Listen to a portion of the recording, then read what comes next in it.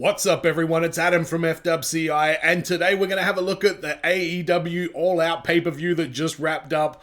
Holy cow, this was a massive show, so we got no time to waste, we're going to jump right into it. This is World Wrestling Straya, episode 41.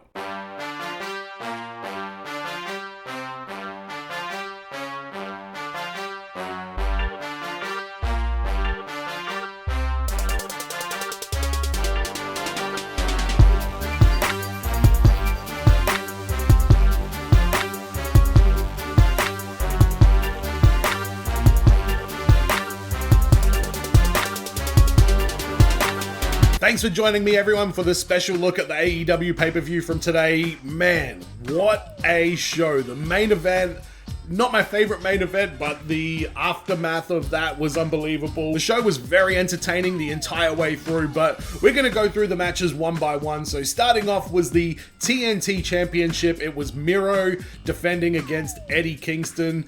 This was probably one of my least favorite matches on the show, and it was probably one of Eddie Kingston's best matches. That's how good the rest of the show was. So this match was solid. Eddie Kingston was in fine form, but as I predicted, and to the surprise of probably not many people, Eddie Kingston taking the loss to Miro, who would walk out still the TNT champion.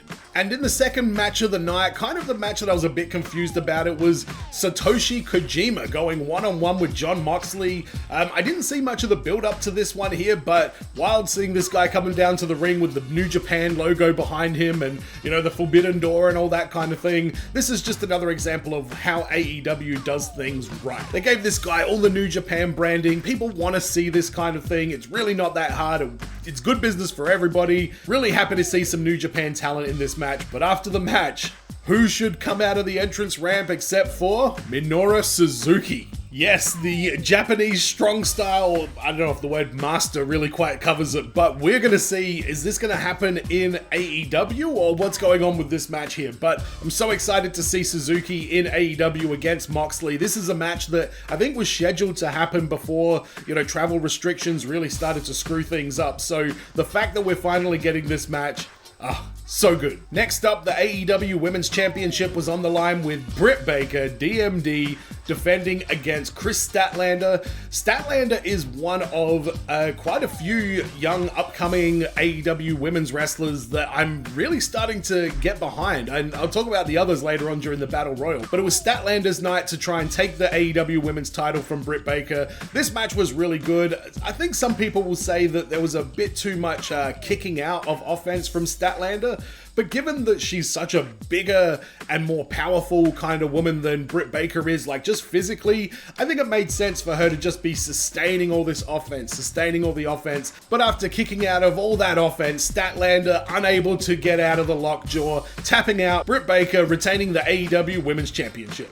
The next match was the AEW Tag Team Championship title defense between the Young Bucks and the Lucha Bros. Definitely the entrance of the night went to the Lucha Bros. They had some live artists there doing their entrance music. Penta and Phoenix came out in these like Letterman jackets, and they had these big, like, you know, almost Aztec looking bird-like headdresses that they were wearing. It looked absolutely awesome. I was very excited for this match, but even more when I saw, you know, how Penta was looking, especially coming out. That, you know, Mexican color scheme on his attire, man, that looks good. But this was everything you probably expected it to be. The Young Bucks and Pentagon and Phoenix absolutely tearing the house down.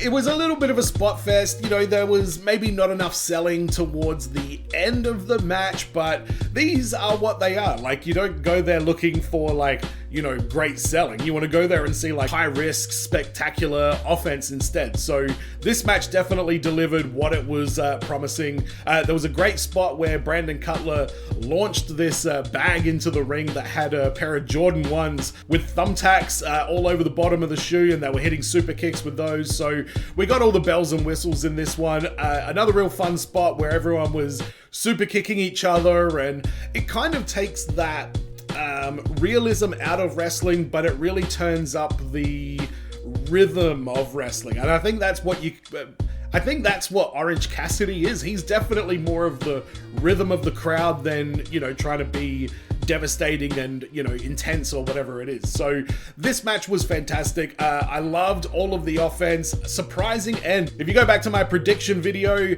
I said, I've got the Lucha Bros written down, but I'm going to change it to the Young Bucks, partly because I want to see Pentagon as a singles guy. And I thought there was still some more legs in the Young Bucks characters that they're doing at the moment. But absolutely over the moon to see Pentagon and Phoenix winning the AEW tag team titles in the steel cage, covered in blood. Fantastic match. Pentagon is probably my favorite upcoming wrestler, and I'm just so happy to see him picking up this win. So Pentagon and Phoenix, new AEW tag team champions. So up next was the women's casino battle royale, a little bit of a James Bond Casino Royale reference, which I appreciated. And it was a pretty decent match. Obviously, there's a lot of new talent in this that we haven't seen a great deal of, but I think AEW's done a great job of, still giving their up-and-coming talent a bit of a moment and a spotlight here and there so that people know who they are when we get to these, bigger matches. But it was unfortunate to see Abaddon get eliminated so early. I love that character. Emi Sakura selling the Abaddon neck crack was very entertaining. My hope for this match was either Ty Conti or Penelope Ford to pick up the win, but I really thought that Thunder Rosa is the one that would do that. My emotional picks were Conti and Penelope Ford, but they had a really good showing. In fact, there was a whole heap of people that had a good showing, including Layla Hirsch. She went on an absolute suplex rampage. We had Jade Cargill. She showed us her nipple covers, so I think she might need someone to fix her ring attire because she was struggling with that. Got a shout out to Nyla Rose for the Mystique inspired ring attire. That was actually really, really cool. I enjoyed the homage to the old Mystique from the X-Men cartoons. But the big news was the AEW debut of Ruby Soho, formerly known as Ruby Riot in WWE. She got a lot of cheers. They've licensed the Ruby Soho song from Rancid, I'm pretty sure is what I heard in the intro there. So she's got star written all over her already in AEW, and I know some people might be thinking, well, she's the former WWE person, she comes in, she wins the Battle Royal, blah blah blah. I don't think she's a former WWE person, because I don't think WWE ever believed in her or used her to her potential, and I think for that reason the fans are even more excited to see her get the win and, the opportunity to fight Britt Baker. So the outcome of this match I thought was the right one. It's going to be interesting to see what happens with Ruby Soho from here on, but congratulations to Ruby Soho on her AEW debut, because the fans were super into it, and that's awesome to see. This card was so stacked. At this point, I was like, oh my god, we still have so many matches to go, and I'm already exhausted from, just getting into the ones that have already happened. But MJF and Chris Jericho was the next match. MJF with the greatest troll job in wrestling history. Nobody has trolled the wrestling fans as well as MJF did tonight with the old Chris Jericho Titantron. And then when people think, oh my god, we got the fireworks, he's gonna do the old entrance, just says Jericho's last match. MJF is killing it. I love this guy's work. Chris Jericho's entrance, I think, was a bit of a fail. He had the guitarist from Fozzy there doing the guitar for Judas, but the crowd couldn't quite follow along very well, if that makes sense. They couldn't really keep the rhythm. I think the guitarist was playing way too fast, which is, I think, a bit of a typical thing for guitarists to try and play as fast as they can. It really stops them being able to keep a, steady rhythm, and they always increase in speed. So bit of a fail on the entrance there from Jericho, but this match was quite physical. I expected that Chris Jericho was going to get the win in this one. We got the old dusty finish with MJF nearly ending Jericho's career with the Judas effect, which, you know what, if you're going to do a dusty finish, you might as well go all the way in with and I'm going to beat him with his own move, and the people are going to be like, what? Oh my god. So perfect use of the dusty finish at the end of this match. I'm glad that they, save. I don't know if they've done a dusty finish in AEW yet. That might be the first one. So good work on being patient with AEW on those kind of things. But in the end, it was MJF tapping out to the walls of Jericho, and Chris Jericho doesn't have to retire. So great outcome for me, because I'm a huge Jericho fan, but MJF is just unbelievably entertaining. He is just not having any bad storylines or feuds. Everything he's done has been consistently the best thing on the show almost every week to this point. And the Inner Circle coming out to celebrate with Jericho after the match. Ortiz in particular, singing his ass off to the Judas song. So that's always good to see. I love Ortiz. Hope to see more Proud and Powerful, on screen in the future. But great match with Chris Jericho and MJF. The next match was the AEW in-ring debut for CM Punk against Darby Allin, who was not accompanied by his father Sting in this match. So this was a really good competitive one-on-one match. Punk rocking the new tights that everybody is talking about everywhere. Darby Allin looked fantastic. Punk looked like he hadn't really missed a step. I mean, let's be honest, there was I think one move where Punk did the knee in the corner, and I don't think Darby knew whether he was going to get the headlock treatment or whether he was going to get pulled in for the clothesline. So there was like a fraction of like a miscommunication in this match, which is, you know, that's pretty good considering how long it's been since CM Punk, you know, has wrestled. Darby Allin's, you know, he's been around, but he's not like some veteran. Punk's not in the ring with Chris Jericho or Daniel Bryan or something like that. So the fact that these two put on a really fun, physical, athletic, entertaining match, you know, it's not a surprise, but it's really, really good to see. And this is the kind of thing that wrestling fans have been wanting for a long time. I personally thought Darby Allin was going to get the win. I thought someone was going to run out and attack CM Punk. I was thinking maybe even Malachi Black. But it was CM Punk getting the win, clean with the GTS in the middle of the ring. Sting came out afterwards to make sure that his son Darby Allin was going okay. They did a big handshake spot at the end, and the crowd was very happy to see all of this. So CM Punk and Darby Allin both looked like $1 million at the end. We had another in-ring debut. This is probably one people are going to forget about. The Big Show versus QT Marshall. QT Marshall is kind of winning me over as a heel. Is it because he looks like Kevin Spacey? I mean, he really looks like Kevin Spacey. But, you know, this match was exactly what you thought. Big Show, very short match, winning with the choke slam. QT Marshall is going to have to go back to the drawing board and figure out what he's going to do next. No sighting of the Gun Club in this match, though, after the heel turn last week from Billy Gunn. So, don't know what to make of that, but Big Show's 1-0 in AEW. Let's just keep it at that. And in the main event, Kenny Omega and Christian would do battle over Omega's AEW championship. This match was it was a bit more, there was a little bit of Christian influence in this one with a bit more of the, you know, weapon spots and the tables and stuff like that. I don't think this match was, you know, disappointing or anything like that.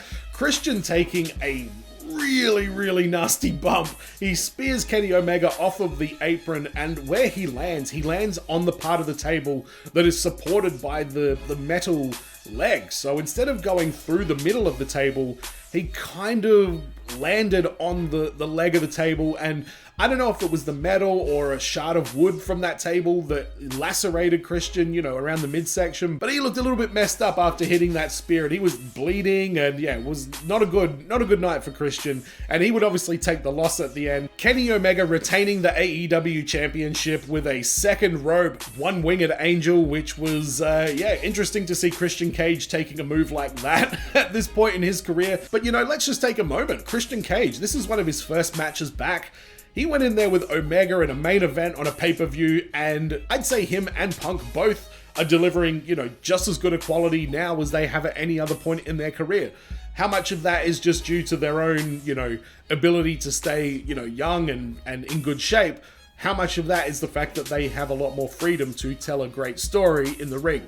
You never really know what the real story is behind the scenes, but great main event. The aftermath, though, oh my god, let's get to it. We had the Elite come out, that's the Young Bucks, the Good Brothers, Don Callis was out there as well. They all come down and they start laying a beat down on Christian. Jurassic Express comes out to try and, you know, even the odds. They get beat down as well. Kenny Omega grabs the mic. Now, at this point, the crowd knows Daniel Bryan's basically coming in.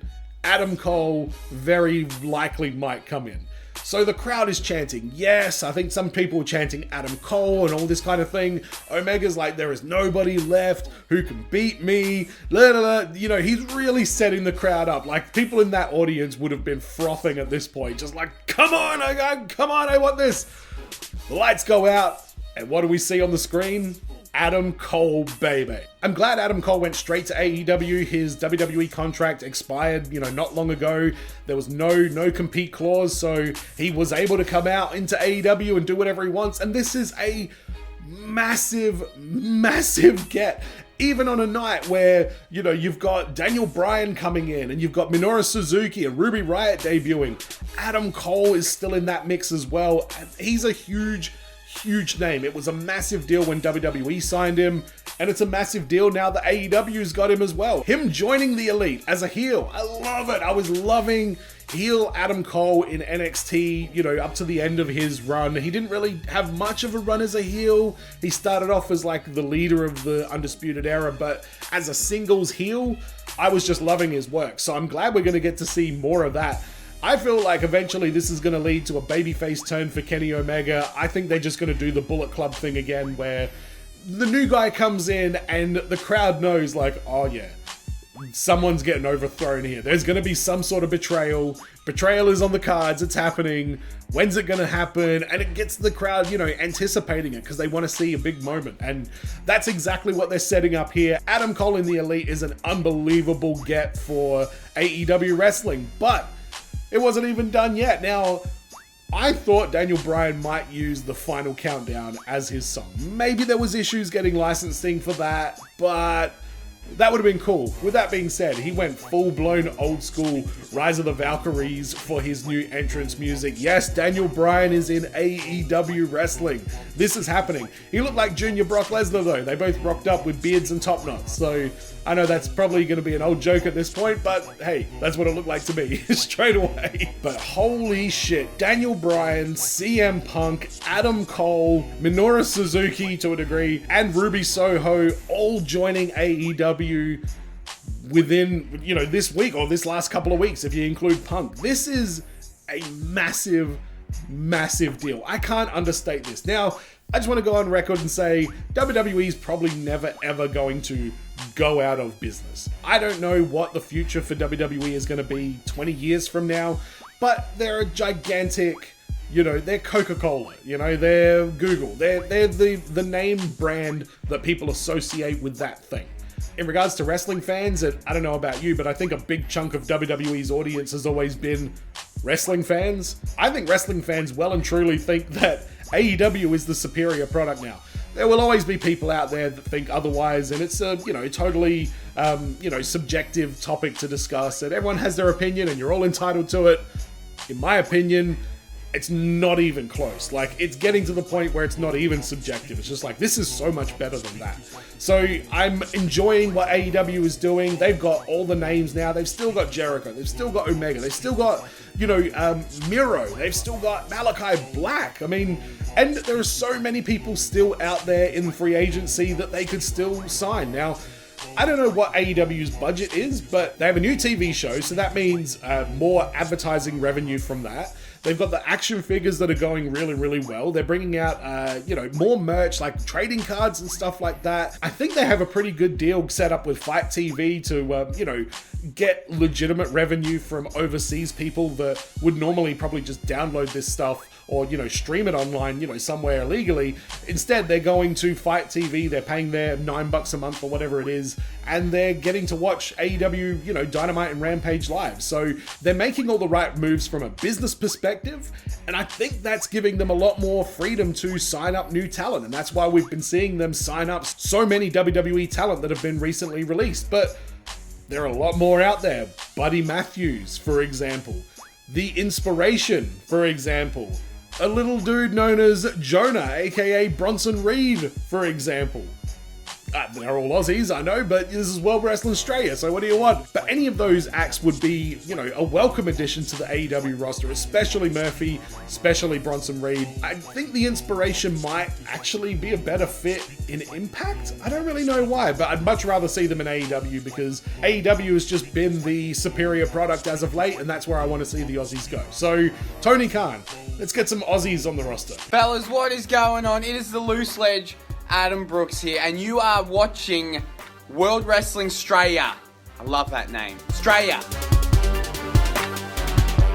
And that's going to do it, everyone. Thanks so much for joining me for this episode of World Wrestling Straya. If you do want to win yourself a Karrion Kross and Scarlett prize pack, use the hashtag TikTok in the comments, ask me a wrestling question or leave a wrestling comment. You'll go into that draw, enter as many times as you want, giving it away for free, so get onto it. I'll answer those questions on the next episode of World Wrestling Straya, so subscribe here if you want to see more of that. And as always, everyone, be well, stay safe, look after your friends, see you in the next video. Peace.